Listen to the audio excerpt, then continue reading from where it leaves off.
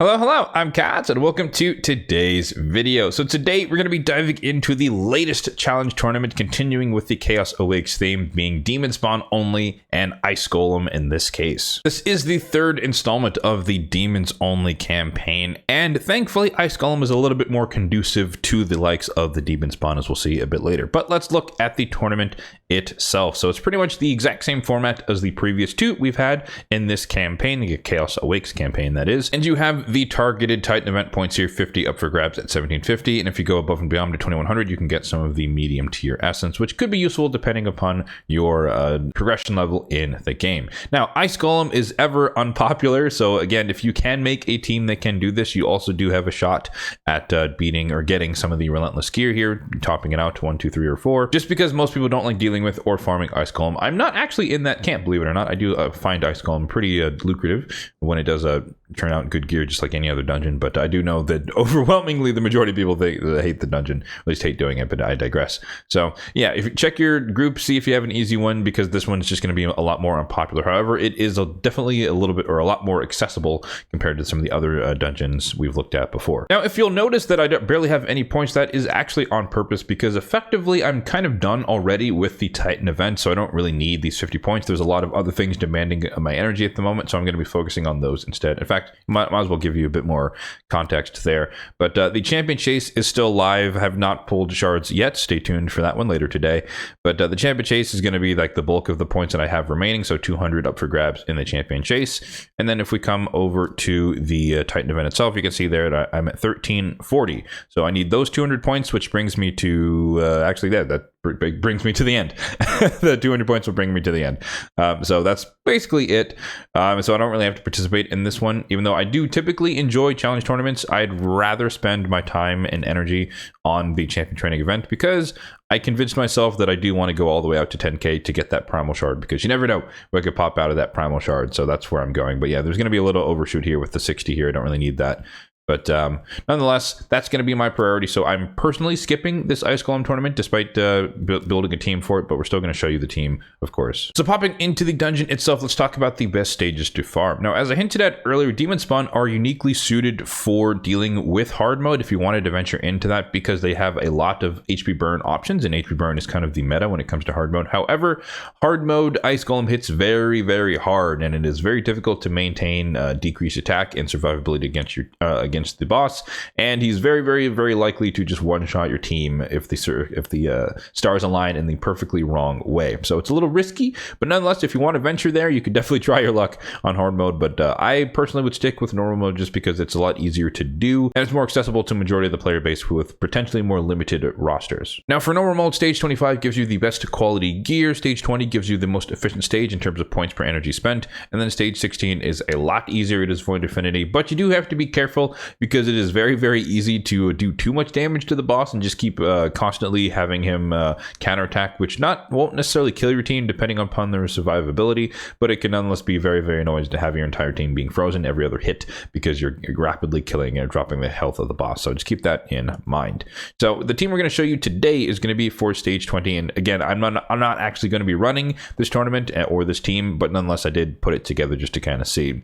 So this is definitely more on the pay to win side, so I apologize for that one, but we have a pretty basic debuff, nuke, reset composition that can kind of smash through the waves, and then we have HP burn with a Tyrant, which could be, of course, 8th Koth the Seared, you can get from Doom Tower normal secret rooms, and then I have a support in there, which is going to be Wither the Crown to kind of protect us, heal us, and whatnot. So let's go ahead and see this team in action. It's a pretty quick run, all things considered, but it is highly dependent upon the 3% resist and whether or not Heffrack actually kills the waves. But pretty standard setup here. We have a debuffer laying the groundwork, and Heffrack comes in, smack, puts him in the dirt. We reset with Kaimar, and we do it all again. I think the Terror Beasts are a little too tanky because they're HP based, so we got a resistor there as well, unfortunately.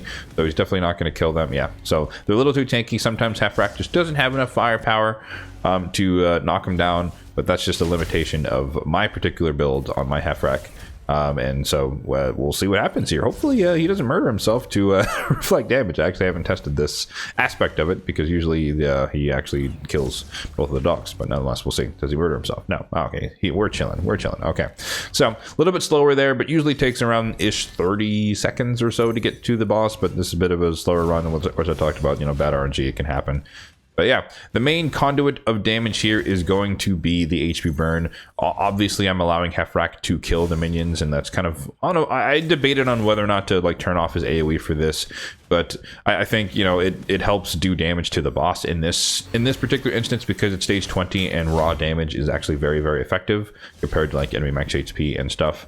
And the HP burn, it's more of a bonus. If the minions happen to be alive long enough to tick, then we make usage of the fact that they're HP burned whenever they're alive. But in most cases, they're going to be dead, and we're just going to be dealing damage directly to the boss, which is great for raw damage dealers such as Heffrack. So I haven't seen the situation where we trigger the counterattack when both minions are alive. I suspect that that could be extremely deadly, at least to Heffrack. Maybe to Gorlos as well, maybe Kymar, but I think Wither and Tyrant are somewhat tanky enough to survive, and that's kind of the core of what would need to survive if all else failed, so that we could still maintain protection, healing, and then we can maintain the HP burns. Now skipping here towards the end, unfortunately we did lose Heffrack. We got one of those big counterattacks here, but the fight's basically over. One more attack, one more burn should do it. But yeah, 2.5 minutes, give or take. So pretty quick run, all things considered. And again, if you wanted to build a similar team, you could play around with using Heffrack or turning off his A3.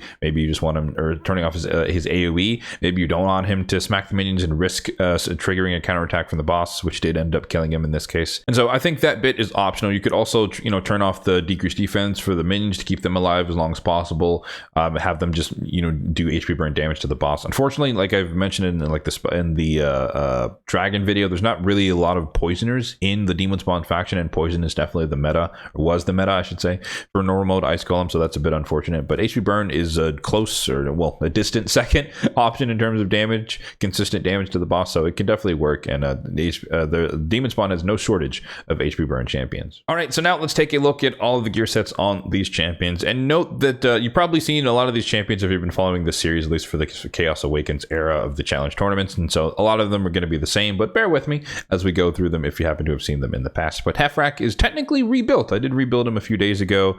I just had a thought that I could do a little bit better in terms of his stats in Savage versus Lethal, so now he's back in Savage with one piece of Merciless. So the main thing is that his crit damage is a lot higher, and I dropped his crit rate to 70% because I realized that the only time I use him is for stuff like this, and he can provide his own increased crit rate, which means I can drop that and go for more crit damage. So I did that. In terms of the HP, 31,000. In terms of the attack, 4,900. 200-ish on the speed. 70% on the crit rate. Again, he provides his own buff. And then 237 on the crit damage. I don't really care about the rest. He's not a primary arena nuker for me, so he does not have any masteries aside from the crit rate and a little bit of the defense tree. And of course, his stats could be higher if I actually maxed out the gear. He could get more attack here, get more attack here, get more crit damage here, and more attack here. So he's not really at full potential. Again, he's not one of my primary nukers on my account, for at least for the arena. Next up, we have Gorlos Helma, our debuffer, our resident debuffer for the Demonspawn, just in a perception set. His total stats are as follows: 38,000 on the HP, 4,600 on the attack, 2,800 on the defense, 222 on the speed, full crit rate, and 188 on the crit damage. So nothing crazy there. He's faster. Just make sure he's faster than the nuker is the main thing, and then accuracy 358, so he can land debuffs in hard mode dungeons, or more importantly in the cursed city. That's more what the accuracy is tuned for. In terms of the blessing on him, I did opt for Phantom Touch, and I think that was because there's some Fire Knight instances where I've used him because he does have a double hitter on the A1, and I wanted to get the extra hit from Phantom Touch. But I could also see myself going with Crushing Rend if I ended up getting him to 6-star, or Cruelty, just because that's my standard pick for debuffers, people who place decreased defense. Once again, Faction Wars, Cursed City style champion, no masteries, but he does have a little bit of crit rate, a little bit of accuracy.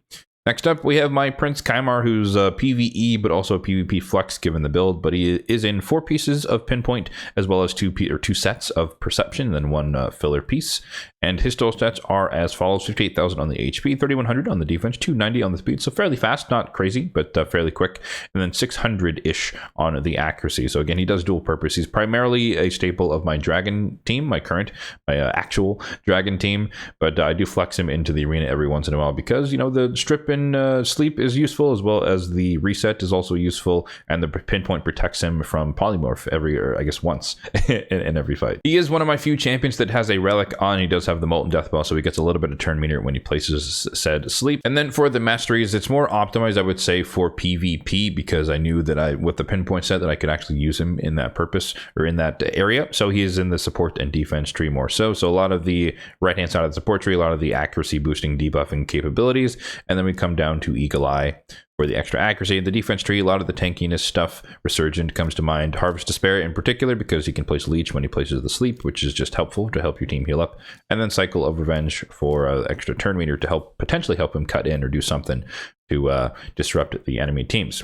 Next up, we have our HP burner for the squad, Tyrant Ixelmore, who's in a just smattering of gear, perception, and speed. His total stats are as follows: 71,000 on the HP, 3,400 on the defense, 223 on the speed, and then 300-ish on the accuracy. So it's a little bit on the low side, but it's high enough for normal mode. 250 would be the target for normal mode up to and through stage 25. No relic or blessing on this guy, but he does have masteries because he used to be a staple way back in the day, probably 3-4 years ago now, of my normal mode spider team. But yeah, on the offense tree, we're coming down the left hand side, pretty standard stuff, all the way down to War Master for the extra damage to bosses. And then for the support tree, I opted for the split, the Y split as I like to call it, for buffing and debuffing, so rapid response as well as arcane celerity. And then we're coming down to lasting gifts as well as evil eye. And you could opt for Master Hexer, but he has a 3-turn burn on a 3-turn cooldown, so in most cases you don't really need it to last for 4 turns, so I just saved on the energy running the scrolls. But nonetheless, you could opt for that if you do purchase masteries, for example.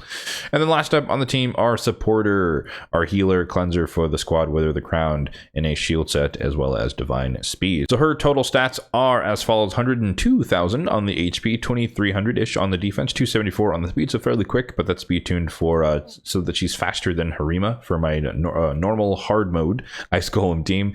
And then she's built in high resistance, so 533, more PvE level resistance, so that she can resist things that enemy mobs try to do to the squad.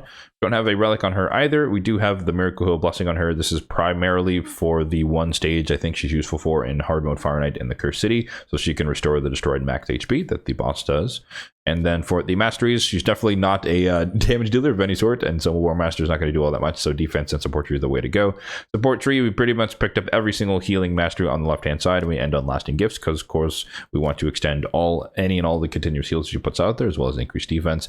And then the defense tree, pretty much your general tankiness stats. Solidarity is a good shout just because you get more resistance for all the buffs she puts out. And then Retribution for the counterattacks, more continuous heals. And then Unshakable because we want to index more into resistance. In terms of other champions that you could use in the Demonspawn, we've pretty much seen a lot of them before. Again, if you've watched the previous iterations of this demons only theme they have going on. But nonetheless, we'll highlight some of the heavy hitters. So starting off with the HP burn champions, if you don't have Tyrant Ixelmore, like I mentioned, Akoth, the Seer, the Epic, you get from Doom Tower, normal secret rooms, he can definitely work as your AoE HP burn champion. He also puts out a shield which can help protect your team. I guess decreased crit rate if he places it on the boss could help you survive, but the more likely he's going to place it on the minions. Drex Tower can always work, but the Ice Golem is a fairly slow boss in terms of speed, so he's not going to attack you that often to place the burn on himself, but nonetheless it can be a way to get that into your team. Sissy, of course, is kind of the crown jewel, HP burn placing as well as HP burn activation, which can speed up a run substantially. So she's definitely best in slot for that purpose. And then Urticata, honorable mention once again, because she can put out poisons just by placing the Hex out there and it synergizes with her passive. So if you happen to be attacking the boss and the Hex is out there on the boss, then you can place poisons, which could do some damage to him. But again, that's not a fully reliable thing because most of the time you're going to be attacking the minions. That's just how the AI works. In terms of debuffers, Gorlos is basically your best bet unless you do happen to have Sissy of Flame Tongue, which I'm not one of those people. And then for supports, Wither the Crown, of course, is like the best healer, one of the best healers in the game. I showed Kaimar, you can use it, reset team if you have Gorlos plus some nuker who can slap through the waves, then that can work easily. I haven't really seen much of her, but Preva, the Slitherer, is a reviver here. It's a single target, but it fully resets their skills and whatnot, so she can help keep your team alive, keep it running. Duchess, of course, does it a lot better, AoE revive, and also protects your team from the big AoEs with their passive. Helicath, block damage, can protect you from the boss doing stuff. And then who's next? Dur the Hunger, of course. If you don't have a legendary reviver, then the epic reviver is basically all you have. In my case, I opted for not running a reviver at all. And then if you wanted to, venture into hard mode, like I mentioned, and you want to play it a bit safer, you need some decreased attack for your squad. The epics are the ones that are going to come in to save the day. So Skimthos here, AoE decreased attack here on the A2 on a 3-turn cooldown.